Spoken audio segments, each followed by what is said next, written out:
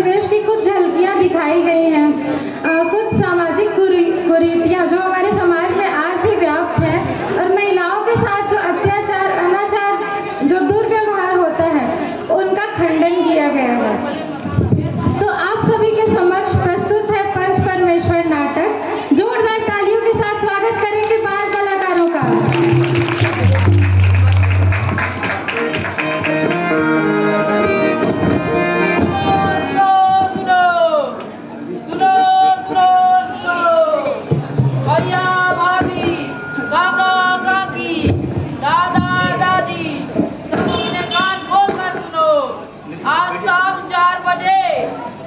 हमारे ग्राम के ईदय स्थल बाजार चौक में पंचायत सभा होगी, जिसमें सभी की उपस्थिति अनिवार्य है। हो सुनो सुनो सुनो।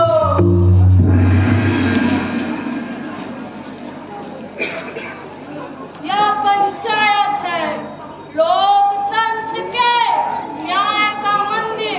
यहाँ फैसला नहीं, न्याय होता है। न्याय क्योंकि पंच के मुख से परमेश्वर बोलता है, क्योंकि पंच के मुख से परमेश्वर बोलता है।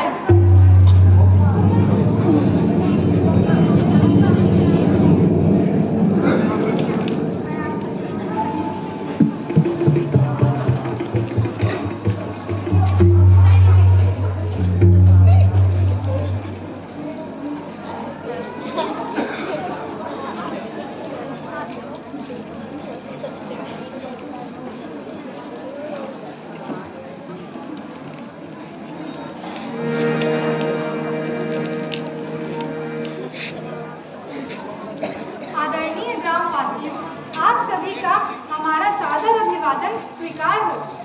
आज के प्रकरण की विवेचना के लिए मैं आदरणीय जुम्मन शेख को आमंत्रित करता हूँ। समारू जी, आप अपनी समस्या पंचायत के सामने रखिए। पंच परमेश्वर और पंचायत को मेरा सादर प्रणाम।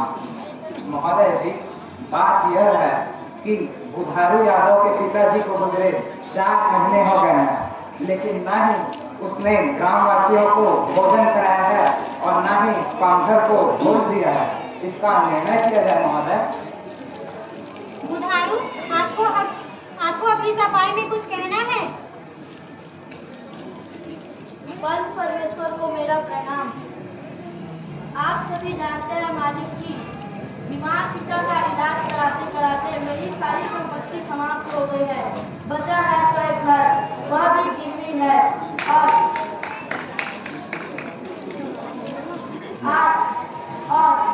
दिन भर काम मजदूरी करके अपने परिवार का पेट पाल रहा हूँ। ऐसे में मैं गाँव को भोजन कैसे करा सकता हूँ? बात तो सही है महोदय, लेकिन ग्राम के नियमों को तो मानना पड़ेगा।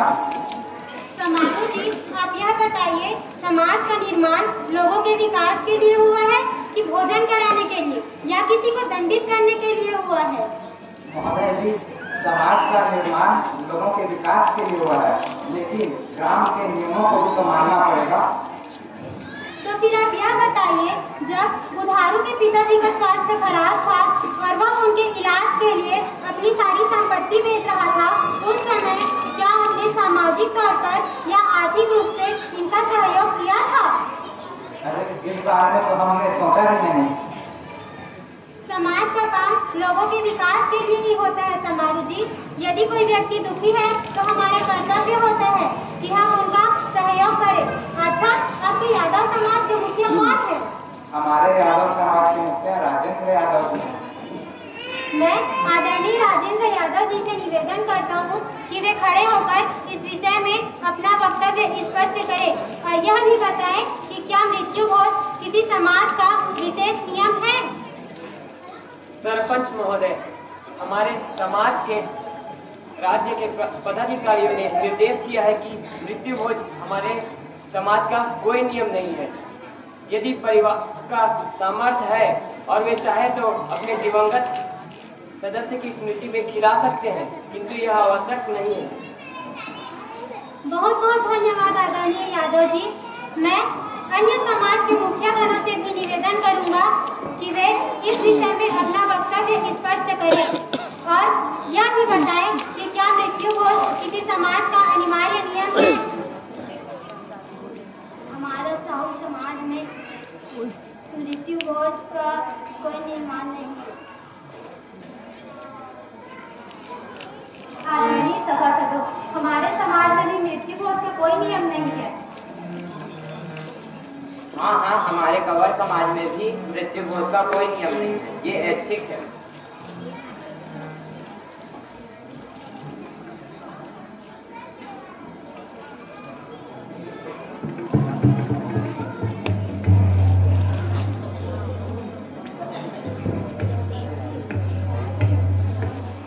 अब यह स्पष्ट हो गया है कि समाज का निर्माण समाज में खान पान व रोटी बेटी की व्यवस्था को सुचारू रूप से बनाए रखने के लिए है, न कि किसी को भोजन कराने के लिए। और मृत्यु भोज किसी भी समाज का अनिवार्य नियम नहीं है, यह ऐच्छिक है। अतः पंच परमेश्वर यादव समाज को यह निर्देशित करता है कि वह बुधारू की आर्थिक स्थिति में सुधार के लिए समाज की ओर से कुछ सहयोग राशि प्रदान करे। साथ ही पंच परमेश्वर ने ग्राम समाज की ओर से यह भी निर्णय लिया है कि प्रत्येक घर पीछे कम से कम 1 किलो चावल व 1 पादार बुधारू यादव को सहयोग के रूप में प्रदान करेंगे। और सभी पंचों व सरपंच जी की ओर से यह भी निर्णय लिया गया है कि बुधारू यादव के सहयोग के लिए सभी 1,000 रुपया दान करेंगे। पंच परमेश्वर की जय, पंच परमेश्वर की जय, पंच परमेश्वर की जय। साथ ही पंच परमेश्वर ने यह भी अनुभव किया है कि पुरुष सदस्य की मृत्यु पश्चात उनके विधवा को नहावन के समय पर जो साड़ी भेंट दी जाती है वह आवश्यक नहीं है, क्योंकि वे उसका उपयोग नहीं कर सकती। इसीलिए समस्त पंचों द्वारा प्रत्येक समाज को यह निर्देशित किया जाता है कि इस प्रकार के अनावश्यक खर्चों को पूरी तरह से प्रतिबंधित किया जाए और उसके स्थान पर बुधारू चंद्र शोकाकुल परिवार को साड़ी के स्थान पर नगद या अन्य प्रकार के सहयोग प्रदान किया जाए।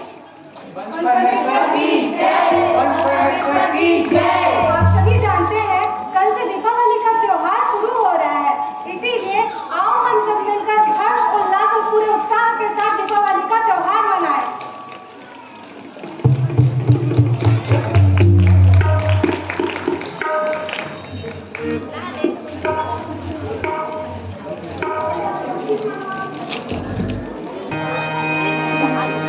गुलानी गुलानी चितत आयो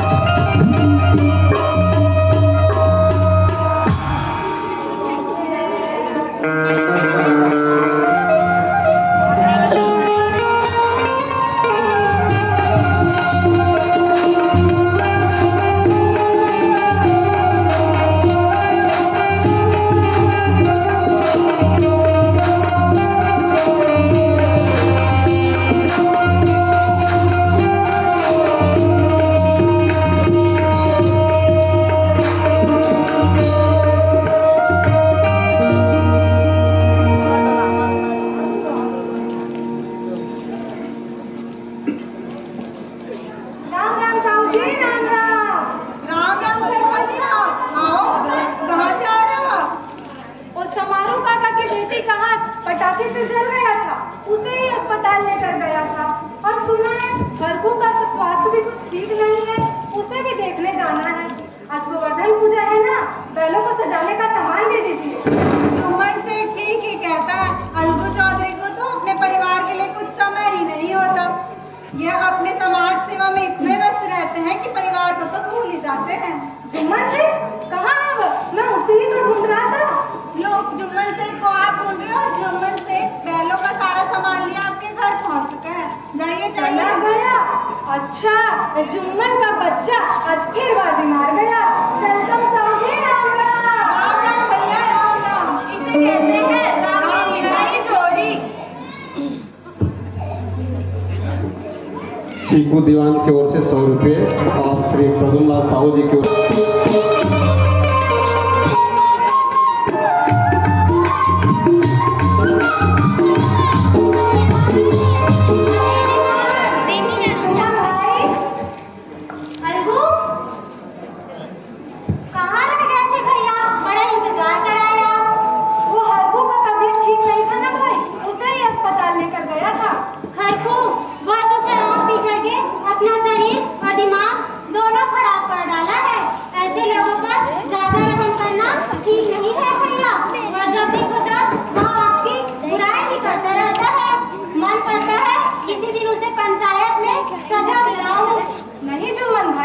पंचायत का निजी समस्या के लिए उपयोग करना ठीक नहीं है। पंचायत का समय तो समाज के विकास के लिए है और समय के साथ वह भी बदल जाएगा। हमें तो बस समय का इंतजार करना है। वैसे हम भी किस बात पर अपना समय गंवा रहे हैं? आज दीपावली है ना, चलो दीपावली मनाएं। चलो भाईजान, आप अकेले ही दिख रहे हैं। भाभी जान कहाँ है? कहाँ है फातिमा खाला? आपके यहाँ आना होता है तो आपके दोस्त तो हमें भूल ही जाते हैं भाईजान। देख लो भाईजान, दिवाली का दिन हो और मेरा परिवार आपके साथ ना हो, ऐसा कभी हो सकता है? चलो जल्दी से हीरा मोती को खिचड़ी खिलाकर पूजा करते हैं। पेट पूजा भी करनी है, बहुत जोर की भूख लगी है। रुको भाईजान, भाभी जान खाला नहीं दिख रही, कहाँ है? तबीयत ठीक नहीं है। पर मैं कल ही तो मिला था, ठीक थी वो, वृद्धा हो गई है ना। तबीयत तो कोई ठिकाना नहीं रहता, कब तबीयत खराब हो जाए। सही कहती हो भाभी जान, अब इस उम्र में उन्हें ज्यादा देखभाल की जरूरत है। आप जाते जाते उनके लिए कुछ प्रसाद लेते हुए जाना। जी भाई, आइए।